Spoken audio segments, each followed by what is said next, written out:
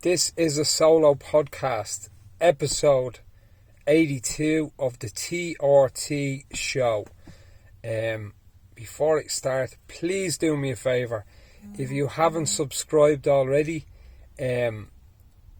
subscribe to our YouTube channel, like our YouTube channel, and follow us on Spotify, and follow us on SoundCloud, and if you have any questions or queries or anything, leave a comment below this video on YouTube. Anyway, the reason why this is a solo podcast today is the other van I record podcasts in got broken into. Basically, during the night, thieves ripped open the side door and stole a large amount of tools out of my van. I'm a tradesman and my tools were stolen. My van is getting repaired at the moment, all covered by insurance. The tools aren't, unfortunately, but sure, life puts obstacles in our way to overcome, so I'm not looking for anything. If you could subscribe to the YouTube channel, that would be brilliant, and leave a comment below. If your van was ever broken into, if you've ever been if your house has ever been burgled, leave a comment below. Let me know how you found it. It really pissed me off, I can tell you the truth on that one. This is the third van I've had broken into over 17 years. So it's a pain in the arse every now and again when somebody decides that they want to steal your stuff. So it's a pain in the hole. And please, if you're a tradesman and you're listening to this, do not buy stolen tools. Do not buy stolen tools at markets or if they're offered to you, because you get no luck out of it. So that's my little piece for the moment. So what I'm going to talk about is today a couple of things. I went, as you know, I'm a huge sea swimming advocate, cold water dipping, and I recommend it loads to people to do. It's good fun. I like doing it for myself, makes me feel better, increases my inner sense of well-being and connection. That's why I do it. I meet loads of people down there. We talk about all sorts. We're all from all walks of life. It's good fun. So if you haven't sea swam, I highly recommend you do it. But yesterday, which was Friday, we went for a sea swim, 6 o'clock in the morning down at Portmarnock, and it was beautiful, and it was nice, few waves. It was really good. And then last night I went to the Jason Bourne comedy gig, which was in Portmarnock Leisure Centre. Jason Bourne was on. I seen him in Vicar Street there a while ago. Jason Bourne is a friend of mine, a friend of the show. If you haven't gone to see his gig yet, I highly recommend it. It's very good, and the show last night was savage. It was so good. I was pissing myself laughing, and I brought a couple of friends of mine along to the show who have never seen them before, and they fucking loved it. One of them was nearly crying in the audience. He was laughing that much. So that was savage. And then I met my wife out there and a few of her friends, and they loved it as well. And my wife and a few of her friends went for a couple of drinks. So I went separately with my friend to the gig, and she went separately with her friend to the gig. Now here's the thing. I had to drive a few of our friends home last night from the gig, and they were well on.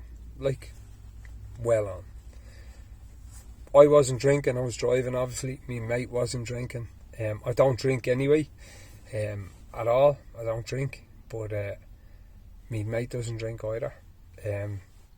But we were driving them home, and they were well on, so I had to drop one girl into into Coolock. Had to drop another girl to Ballybock. And had to drop me mate off on Gardner Street. All last night. And I wasn't driving the car and my mate's in the passenger. And it's just funny how women talk with drink on them. And I'm listening to them last night, just driving away. I'm married to one of them, she's in the back, and our mates. And I'm driving away, I'm saying, Jesus Christ, I'd hate to be a fucking taxi driver. Because I was listening to them. What they were going to do to their husbands when they got in last night. They were going to break bones. That's what they were saying. Now, if the shoe was on the other foot and a few lads were talking to it, them mots were talking in the back, you'd probably be doing about 2 years. But anyway, it was funny. It was funny. And the thing about it is, I reminded a few of them of the way they were talking last night. And they were scarlet. So, it's funny listening to a few people with a few gargles on them. Very funny. But anyway, the gig was whopper last night. I really enjoyed it. And I'm going to talk about one headline that caught me eye this week as well. So if you haven't seen Jason Bourne, sorry, before I ramble on, if you haven't seen Jason Bourne yet, he's doing a tour around Ireland at the moment. I think he's in Drogheda tonight. Go to see him. There's no show like a Jason Bourne live gig. It's whopper. Anyway, headline that caught me eye. I don't really look at the news too much. I don't look at the news on the telly, but I came across it online somewhere. So the HSE in Ireland have said that they're going to try and ban. It's suggested that they ban meal deals due to the increasing obesity epidemic in Ireland. I think we have the first or second highest cancer rates in the whole of Europe. The first or second, it's either first or second. I know we were second to the UK while they were still in the EU, but now they're gone, so we could be first. This was on data from about 2 or 3 years ago, and before COVID, we were first or second, heart disease, cancer, and I think we were second or third on obesity after the UK, obviously. I think we were second. Now, so what a meal deal is, some people listen to this from America, some people listen to this from Australia, some people listen to this from Switzerland, all over the place. What a meal deal is it's basically a snack that's deemed unhealthy by experts. So it would be a cheap chicken in a roll, a chicken fillet roll. You get a bottle of Coke and a packet of crisps for a fiver, say, something like that, and other deals as well. And what they're doing is they're trying to get rid of it, and other deals as well. They're trying to get rid of it in order to cut down on obesity, because it's high in fat, high in carbohydrate being the problem, and there's lots of trans fats, and it wouldn't be the best chicken out there, and other foods as well. Now, the issue I have with that, I don't eat that type of food. I wouldn't eat like a burger now and again, a bit of balance in everything, you know what I mean? I am a meat eater, but a bit of balance in everything. I like a burger now and again, I like a pizza now and again, but if I have that type of food, I look after me diet during the week, you know what I mean? And I train as well. So a bit of balance is a great thing. Now, I also believe in personal responsibility. I don't believe on lecturing people on their health. And my personal issue with this, with the HSE giving out these guidelines on they're going to ban this or restrict that, it's taking away your personal freedoms. Now, Do I think anyone should eat them foods? No, I don't. But where do we draw this line of encroachment and infringement on people's freedoms? Do we start rugby tackling people out of McDonald's or Burger King or out of the off licence because they're carrying a bit of timber and they're eating food that they shouldn't be eating? They kind of rammed this through with their medication that they were pushing a couple of months ago with passes and stuff. Now, I remember driving past the Balgriffin Inn at the time, and you had to have a pass to get in there. And I was looking at the people outside the Balgriffin Inn smoking and drinking, and they didn't look like the healthiest people. But yet they could go in there, and certain individuals that didn't take this experimental medication could. So personally, I think it's an overreach. But I don't agree with that food either. But I don't agree with people having a say over what you do with your body, or what you put into your body, or what you want to, like. We repealed the 8th in this country, and what that was is a woman has a choice over her own body, full body autonomy on whatever she wants to do or not do with her body. That doesn't just stop with females, it should count for everyone.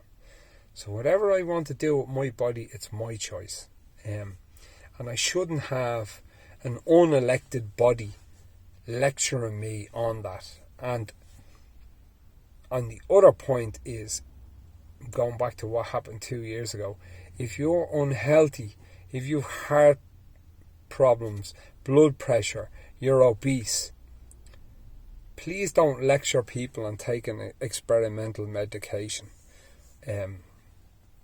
because you don't really have that say if you're not talking the talk and walking the walk, if you know what I mean. So I just think personally it's a huge overreach. I don't agree with all these fast food restaurants, and I'll tell you, a little village where I'm from, there was a health food shop in the town a good couple of years ago. I used to use it a lot, my wife used it a lot, and obviously not a whole lot of other people used it, but it was a great little health food shop. You could get bits and pieces. I like the vitamins, I like the protein balls they used to do down there, the fitness powders and stuff I used to use, glutamine, all different stuff. Anyway, it went out of business, and it was replaced by a kebab shop. And I remember when the kebab shop went in, I was like, that won't last. 10 years later, that kebab shop is still there, and it's fucking flying. And 2 shops up from the kebab shop is a Chinese takeaway that does all them spice bags and stuff. I've never eaten a spice bag in my life. I don't eat them. Next door to the Chinese takeaway, there's a chipper that does traditional fish and chips. Every now and again, I'd like an L fish and chips. Prefer Burdocks, but anyway. So a bit of balance. But this takeaway food, there's also then a McDonald's in the town, and there's also, I think, a KFC opening up. All these foods are targeted at young people. Now, where personal responsibility comes in, young people don't really have that compass of personal responsibility. They just want quick.